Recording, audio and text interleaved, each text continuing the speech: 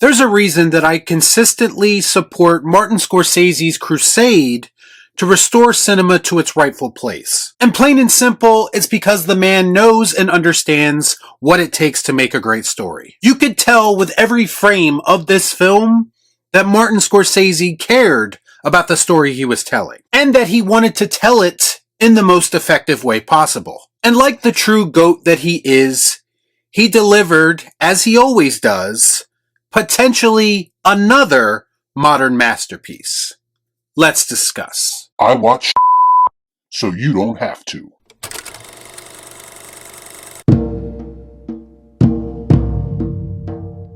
Before I get started, I'd like to kindly ask that you hit the like button, and please subscribe to the channel for more content just like this. So, pretty please, with sugar on top. Clean the car. Killers of the Flower Moon takes place in the 1920s, as members of the Osage Native American tribe of Osage County, Oklahoma, are murdered after oil is found on their land, and the FBI eventually decides to investigate. I want to start this off by saying that this is 100% a story from American history that needed to be told. And after seeing the film, I do believe that Martin Scorsese was the right person to tell it. Scorsese has always been great at showing us harsh truths of reality in excruciating detail. And make no mistake about it, this is a tragic story, and some aspects of it will be hard to digest for some audience members. In this day and age that we currently find ourselves in, a lot of people like to run from the past, or pretend it never happened at all. Especially bad things, and I just don't believe that's the right way to approach those subjects. In my opinion, it's better to inform people properly about what happened, in hopes that you create a situation where people learn from the past and don't repeat it. That makes sense. I think that's exactly what Christopher Nolan did with Oppenheimer, and it's also what Martin Scorsese did with Killers of the Flower Moon. Leave it to two of the best living filmmakers we have left to give us the stories that we need, even if it's not necessarily the stories that some people want. Because to me, that is what a great filmmaker should do. I've already heard some people taking issue with Leonardo DiCaprio's character taking center stage instead of Lily Gladstone's character. And I would respond to that by saying, first and foremost, Lily Gladstone's Molly Burkhart character is an undeniable presence in this film, and to suggest she's been put on the sideline in favor of Leonardo DiCaprio is not accurate. Let's say you have no idea and leave it at that, okay? No idea. Her character is the heartbeat of this film, and someone that the audience can very easily relate to. Especially when you see the sheer amount of tragedy that she experiences throughout the course of the film, and yet somehow she finds a way to carry on for her family. It's the type of inspirational character that there isn't enough of in modern entertainment. And Lily Gladstone's performance, while subtle, is about as powerful as you're going to see. She does more with a blank stare in this film than most actors do with an entire page of dialogue. As for Leonardo DiCaprio's Ernest Burkhart, I have to be honest, this was not the character that I was expecting him to be playing when this film was announced. And yes, this story is told through his eyes to a certain extent. But that whole idea, that notion, is flipped on its head throughout the course of the film. Ernest is a naive, dim-witted, easily manipulated character that forces the audience to ask very difficult questions about his morality. Yes, he does things in this film that you wouldn't expect him to do, and that would seem irredeemable. But Leo's performance adds some complexity to the character that simultaneously makes him unlikable, but also a tragic figure. You had my curiosity.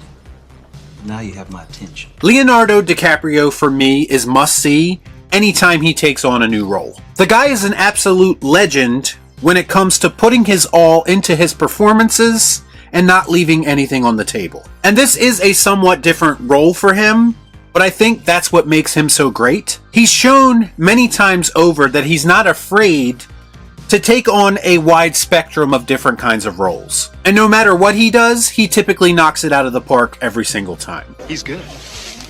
With my help, he could be the best. I also need to mention the great Robert De Niro, of course, who probably outside of Leo is Scorsese's most frequent and successful collaborator. And I was honestly left speechless at De Niro's ability to still be performing at a high level this late in his career. When I tell you this is one of the most diabolical and unapologetically evil characters that I've seen in a film in a long time, please believe me, this is not another situation that we typically get in modern Hollywood where they have to make the villain sympathetic in some way. De Niro's William Hale is a pure villain through and through. Purely and simply evil. And that's not even a spoiler because it's established pretty early on in the film and to some degree in the trailer that he is a wolf in sheep's clothing. And the way that he manipulates people and situations to meet his desired results, it's the type of character work in a film that I believe people will be studying for many years to come. I'm talking full-on, full character analysis videos for this character is 100% justified and welcomed. It's just brilliant work through and through and one of the best roles that Robert De Niro has had in some time. Feel better? Yeah, I do. The other thing that really stood out to me about this film is how Scorsese once again takes this unconventional approach to familiar ideas when it comes to his story structure. Typically with murder mystery stories, we are seeing everything from the perspective of law enforcement, and the whole appeal of those types of stories is to solve the mystery of who is responsible. But the difference with Killers of the Flower Moon is that Scorsese establishes pretty early on who is responsible. And yet as an audience member, you don't lose one bit of intrigue as it pertains to seeing how this all plays out. And that's not easy to do unless of course you have the storytelling abilities of someone like Martin Scorsese. Almost every single scene in this film just feels like it has a dark cloud hanging over it. There's just this constant building of tension that's established by this methodically paced narrative. I like it a lot. Scorsese has also always been a master at incorporating music into his films in the most effective way. In fact, I believe that he is one of the best to ever do it, and that talent is once again on full display in this film. His use of Native American drums and the score itself only serves to enhance every single scene they are used in. Scorsese's attention to detail in this film is unmatched as well. He did his due diligence and made this about as accurate to Osage culture as he possibly could. And as someone who is of Native American descent, I greatly appreciated that effort. I think Martin Scorsese deserves a ton of credit for still being at the top of his game and still displaying the same love of cinema that he's had throughout his entire career.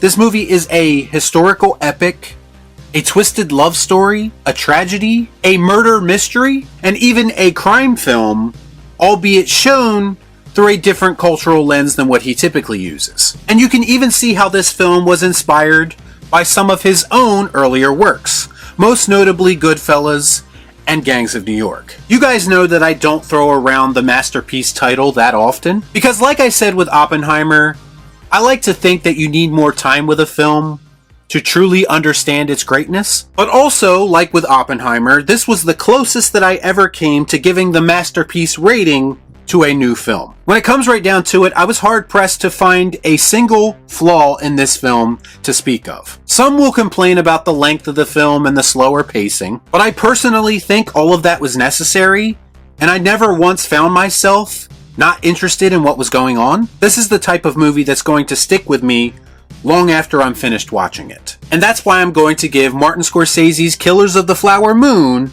the Bill and Ted. Excellent! Y'all be cool. Right on.